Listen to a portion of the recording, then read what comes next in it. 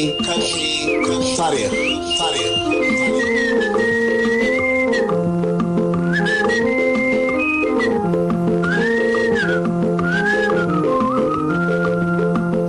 سلام كبرات تختاتلتي مدب كبح تاريخ كم يكنيكم نحصير تاريخ جنبار سميناوي مبرق سحل كاب ممسرات كساب مدمساس زدسس 4 تختاتلتي كفالات نابخاتكم أبيلنا يالونا أبترا بعي كفال نسرحت نت بمقيرو زدسسو كقدماي مدرخ كلاي مدرخ ساساي مدرخ أقربنا نيرنا نلمون حامشاين نايمود دعتان كفالو كابرا بعي مدرخ كقصليو نمكتالكم بخبري قدم أرون عنداي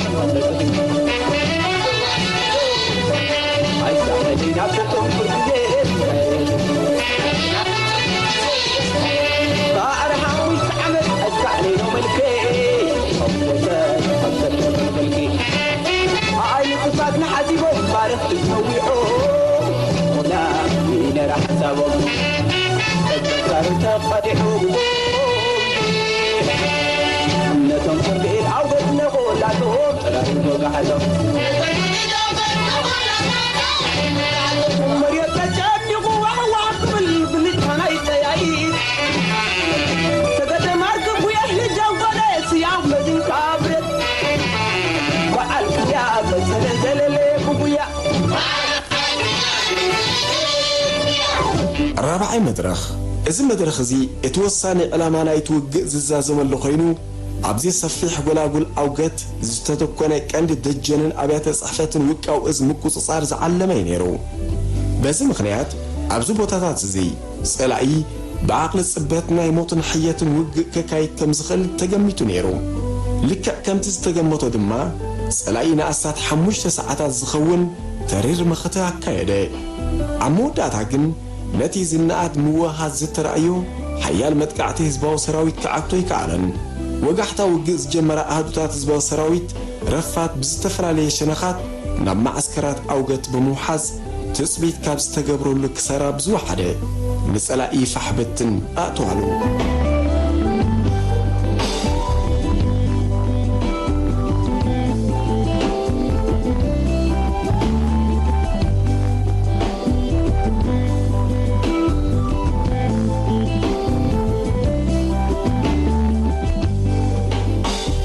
حمشاي مدرخ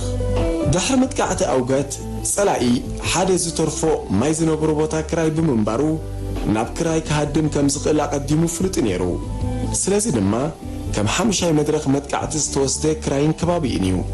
أهدوتات هزباو سراويت نا أوقات دحر مقصصارن قلطف موددا بمقبار ماي سنك انتكين اجري تزهدم زنبرا سراويت بمسعاب عب كبابي كراي بسحاب سراوي صلاقي ناي موتن حياتن حتى سلازخونو ابزو بوتازي بتز ترفا اسوارن عقم سراويتن اتريرو كمكت فتنه دحر حطيرن مريرن وججن نمتقعتي هزباو سراويت كصاورو سلازي كعلي ليتين مبراق قصو هدمه علامه حمشاي مدرخ متقعت دما بعوت هزباو سراويت تزازمه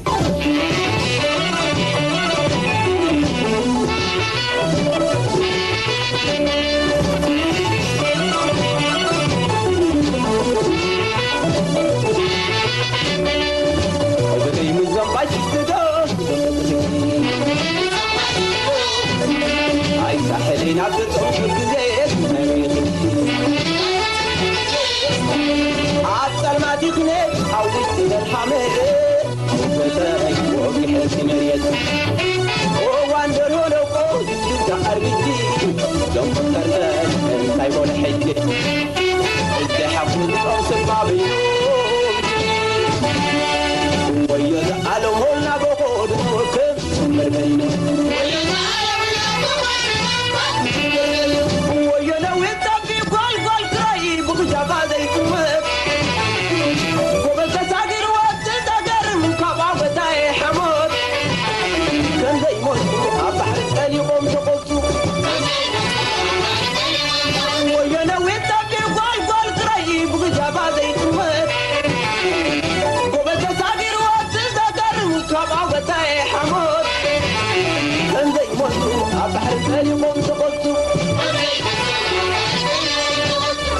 ሻዱሻይ መድረኽ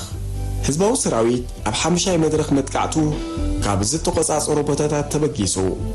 ገማግም ባሕሪ ማለት ማርሳ ተኽላይ ክበጽሕ ገና 18 ኪሎ ሜትር ተሪፍዎ ነበረ ቅርጽ መሬት ብምሉኡ ሰጣሕ ጎላጉል ኮይኑ ብሸነኽ የማን ግን ኣሃዱታት ህዝባዊ ሰራዊት ኣቐዲመን ዝተቆጻጸርኦ ገለ ታባታት ነይሩ እቲ ኣገዳሲ ቦታታት ሰለስተ ተሓዘ ብሓደ ወገን እተን ንክልተ መዓልታት ብዘይ ዕረፍቲ ዝተዋግኣ ኣሃዱታት ቅሩብ ብርኪ ሰቢረን ናይ ማይን ስንቅን ካልእ ናይ ምውድዳብ ዕማማትን ክገብራ ስለ ዝተደለየ ድማ በቲ ካልእ ወገን ከምኡውን ኣብ ሳልሳይ መዓልቲ ናይቲ መጥቃዕቲ እቲ ካብ ነፈርቲ ጸላኢ ከለላ ኮይኑ ዝቐነ ደበናን ግበን ስለ ዝተቐንጠጠ እቲ ዝቕጽል ናይ መወዳእታ መድረኽ መጥቃዕቲ ድሕሪ ቀትሪ ክኸውን ተመጊቡ ነበረ ይኹን እምበር ጸላኢ ዝተረፉ ዓቕሚ ሰብን ታንክታትን ኣጽዋርን ወዳዲቡ ናይ ዓቕሊ ጽበት ጸረ መጥቃዕቲ ንምፍታን ስለ ዝተበገሰ ህዝባዊ ሰራዊት ነቲ ኩነታት ከም ጽቡቕ ኣጋጣሚ ተጠቒሙ መደብ መጥቃዕቱ ከቀላጥፎ ወሰነ ልክዕ ሰዓት 9 ቅድሚ ቀትሪ ድማ ንጸረ መጥቃዕቲ ጸላኢ ሓማሽሹ እግሪ እቲ ዝሃድም ዝነበረ ሰራዊት ብምስዓብ ብየማን ተዓጺፉ ኣኳለሞ ኣብዚ ሰራዊት ጸላኢ መውፅእ ስለ ዘይነበሮ ከዓ ህዝባዊ ሰራዊት ዝቕተል ቀቲሉ ዝማረኽ ማሪኹ ንተረፍ መረፍ ሰራዊት ውቃውስ ብዘይ መላሰኣውያት ኣቃበጾ ሰፊሕ ጎላጉል ሰሜናዊ ምብራቕ ሳሕል ድማ ድሕሪ ናይ 5 ዓመታት መሪር ናይ ምርብራብ ውግኣት ሙሉእ ብምሉእ ኣብ ትሕቲ ቁፅፅር ህዝባዊ ሰራዊት ኣተወ ብስራት ኣውገት ኮይኑ ባሕቲ ሓርነት ባሕቲ ማርሳት ተፍላይ ረኽብነት ዕምባባራ ዋሕድ ለህዮባ መሮት ሃይገና ኮይኑ ሃየንተር ኣዘና ዘናዬ ከምዚያ እንዳልና መቕታልና ኣብዚ ታሪኻዊ ውግእ እዚ ህዝባዊ ሰራዊት ልዕሊ 6,000 ወታደራት ቀቲሉን ማሪኹን ንሰራዊት ውቃውስ ክድምስሶን ከሎ 15 ታንክታት 7 ድሩዓት መካይን 6 ጸረ ታንክ መዳፍዕ 10 ረሻሻት ልዕሊ 80 ዝተፈላለያ ወታደራውያን መካይን ብዙሕ ዝዓቐኑ ነዳድን ስንቅን ብብዝሒ ሞርታራትን ማእከላይ ብረታትን ከምውን ልዕሊ 3500 ፎከስ ብረታት በአማይት አሽሓት ዝቁጸር ጣያይትን ዓሰተታት አሽሓት ቦምባታት ዝተፈላለዩ ዓይነት ከቢድ ብረትን ማረኸ እዚ ግን በከቢድ ዋጋ ይነሩ ህዝባዊ ሰራዊት ነዚ ኣብ ወታደራዊ ግጥማ ሰውራ ኤርትራ ነጥበ መቀይሮ ተባሂሉ ዝተገልጸ ዓብን ታሪኻውን ዓወት ዝንምጉንጻፍ 215 ብሉጻት ተዋጋእቲ ብጾቱ ብመስዋእቲ ከፊሉ እዩ ድሕሪ ትስርሒት ባሕቲ ሚያዝያ 1984 ኣብ ወግዓዊ መጽሔት ህዝባዊ ግንባር ሓርነት ኤርትራ ፍጻሜታት ቁጽሪ 154 ነጥበ መቀይሮ ኣብ ትሕቲ ዝብል ኣርእስቲ ዝተጻሕፈ ዓንቀጽ ንኣገዳስነት ናይቲ ስርሒት ብኸምዚ ዝስዕብ ቃላት ኣስፊርዎ ይርከብ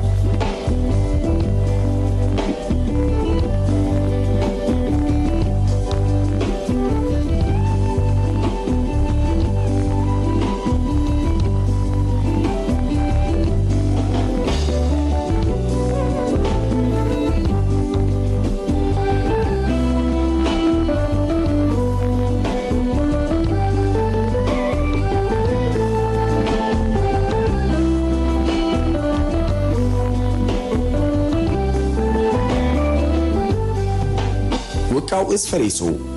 7,400 ኪሎ ሜትር ዝስፍሓቱ መሬት ሓራወፅዩ ልዕሊ 6,000 ወታደራትን ኣዘዝትን ሰራዊት ካብ ስራሕ ወፃእ ኮይኖም ሚልዮናት ኣቕራሽ ዘውፅእ ኣጽዋራት ቦምባታትን ስንቅን ተማሪኹ ናይ ሰሜናዊ ሳሕል ዲል ግን እዚ ኣሃዛት እዚ ካብ ዝእምቶ ዝዓዘዘ ኣገዳስነትን ዝዓሞቐ ትርጉምን ኣለዎ እዚ ኣብ ታሪኽና ዛጊት መወዳድርቲ ዘይብሉ ዓወት እዚ ኣብ ጉዕዞ ሓርነታዊ ተጋድሎና ሓድሽ ናይ መቀይሮ ነጥብ እዩ ካብ ሰነ 1978 ብመጠነ ሰፊሕ ምትእትታዊ ሕብረት ሶቪየት ሚዛን ሓይልታት ካብ ዝዘናበል ክሳብ ሎሚ ኣብ ናይ ምክልኻል ቦታ ኢና ነርና ጸላኢ ወራር ድሕሪ ወራር ክካይድ ንሕና ወፍርታቱ እናቐርሰምና ክነዳኽሞ ክንራባረብ ጸኒሕና እዚ ናይ 5 ዓመት ምርብራብ ወታደራውን ቁጠባውን ዓቕሚ ጸላኢ ብምጽንቃቕ ናብ ምምህማን ኣኸልኡ ንገዚፍ ወራር ኣምሪሑ ኣብ ሚዛን ሓይልታት ርኡይ ለውጢ ያኸትሉሎ ሰራዊት መንግስቲ ኢትዮጵያ ናብ ሰውራዊ ደጀና መስሎ ኺኑ ክኾኖ ንሓሙሽተ ዓመታት መመላእታ ዘደላደሎ ግንባር እናተረኽመሸ ሙልሙላት ወታደራቱን አዘዝቱን እናሃለቁ ኩምራታት አጽዋሩን ስንቁን ከም ዘለዎ አብይት ህዝባዊ ሰራዊት እናአተወ ከድሕኖ ዘይምኽአሉ ፍጹም ምድኻሙ ይዘመልከት። እዚ ምዕባለ እዚ ንጽንዓት ህዝብና ንዝናዊ ጅግንነት ህዝባዊ ሰራዊት ሓርነት ኤርትራ ንቁንዕነት ወታደራዊ ስትራቴጂና ዝምስክር ነባር ሓወልቲ እዩ። ኣብዚ ዝሓለፈ 5 ዓመታት ፍረመሪር ተጋድሎና ዝኾነ ፖለቲካዊ ቁጥባውን ማሕበራውን ትካላትና በታቲና ሰውራዊ ደጀና ረሕርሕና ኣብ ክንዲ ንኸይድ ደጀና ሓሊናን ኣደውዲናን ሰውራዊ ትካላትና ዓቂብናን ኣማዕቢልናን ንጸላኢ ብቃዋሚ ኩናት ክንምክቶ ዘፍ ከነብሎን ጥራይ ዘይኮነ ከነሕምቆን ከነሰንፎን እውን ከም እንኽእል ብዘያዋጥጥ መንገዲ ኣመስኪርና ኣሉና። ኣብዚ ሓፂር እዋን እዚ ናይ ጸላኢ ጉሉሕ ናይ ሰብን ኣጽዋርን ጸብለልትነት ኣትሒትና ነዚ ተጋነነ ርእሰ ምትእምማኑ ኣማህሚና ኣለና። ጸላኢ ኣብ እምሮ ሰራዊቱ ዝቐረጾ ናይ ኣጎላጉል ኣይንቕረብን ኢና ሰንገላ ጽውጽዋይ ምዃኑን ህዝባዊ ሰራዊት ዝእግሞን ዝዓክቶን ኣቀማምጣ መሬት ከም ዘየልቦን ብግብሪ ኣርኢና ኣለና። ብርግጽ ድማ ድሕሪኡ ዝሰዕበ ምዕባለታት ነዚ ሓቂ ዝዘራጉድ እዩ። ኣብ ሰሜናዊ ምብራቕ ሳሕል ዘጋጠመ ስዕረት ክወሓጠሉ ዘይከኣለ ስርዓት ደርግ ሽዑ ንሽዑ ካብ ዝተፈላለየ ከባቢታት ኤርትራ ሓይሉ ኣኻኺቦ ካብ መፋርቕ ሚያዝያ ክሳብ ግንቦት ኣብ ዝነበረ ሰሙናት ብርቱዕ ደገፍ ናይ ነፈርቲ ዝነበሮ መካናይዝት ሓይሊ ኣሰሊፉ ናብቲ ግንባር ንምምላስ ተደጋጋሚ ፈተነ ኣካይዱ። ይኹን እምበር ከሰምረሉ ይከኣለን።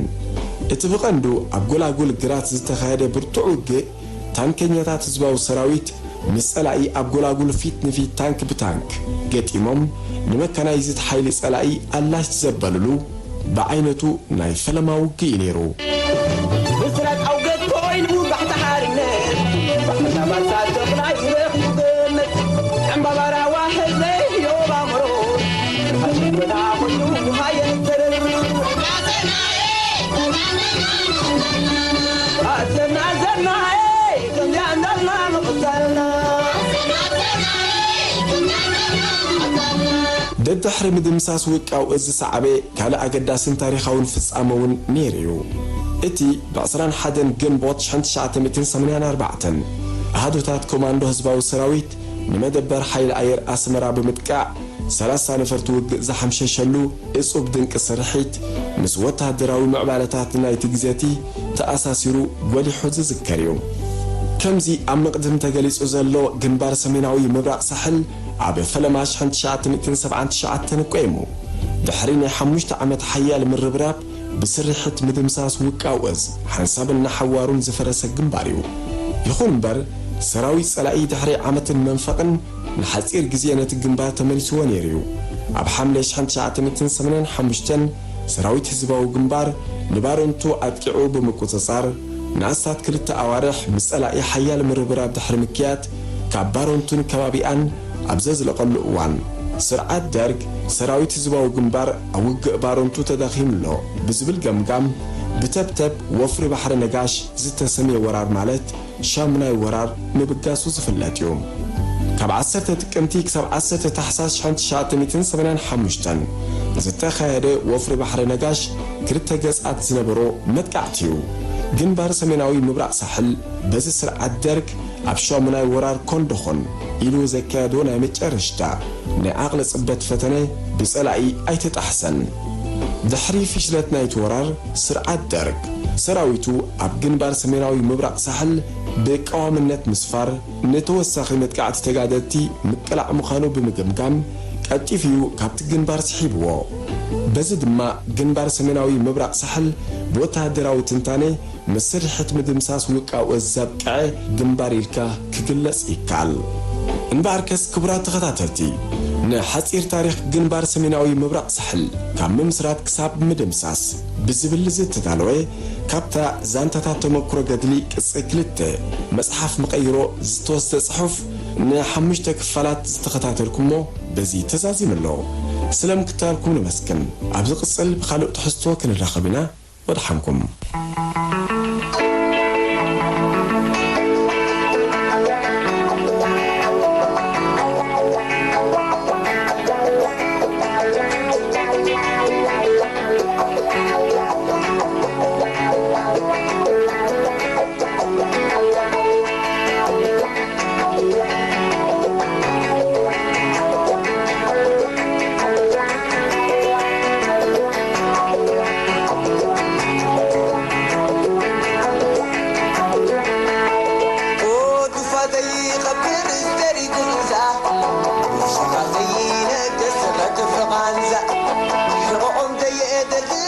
جاني دكا تولي دلا مقبال يبن انتابا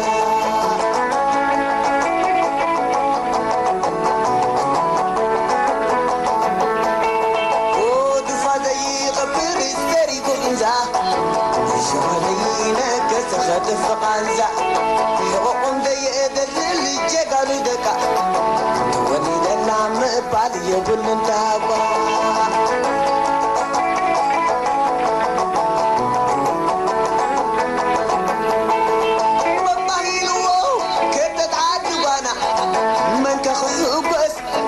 كوينا أنا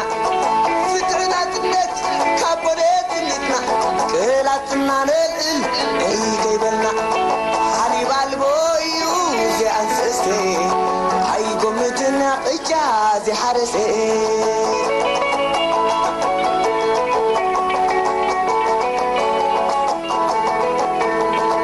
شدن كل عال كمريج حنينو نركبون زاري انقد عانو خنو تاريخ البوئيو بدو خمس موتي حليب البوئيو زي أنسسي هايكم مدنا قجازي حرسي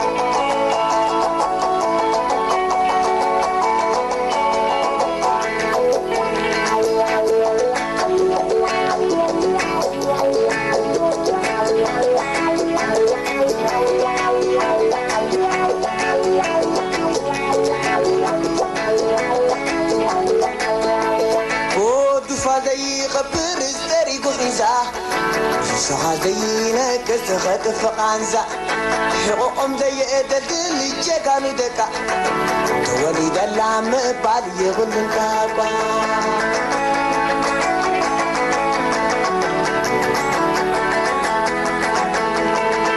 مطهيل وو كرتت عدو بانا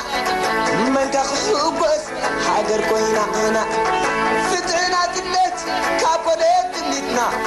لاتنا عينين اي جيبلنا حليب البويو زي انسسي هايكم مدنا قجازي حرسي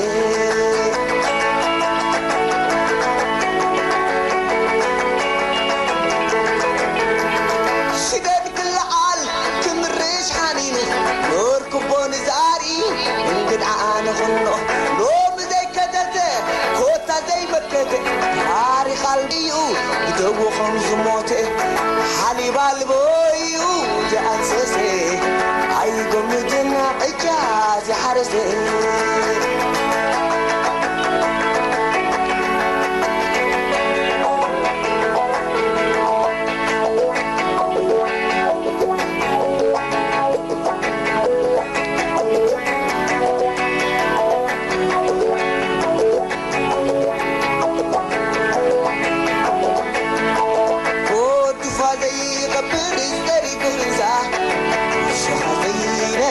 خطف مانزا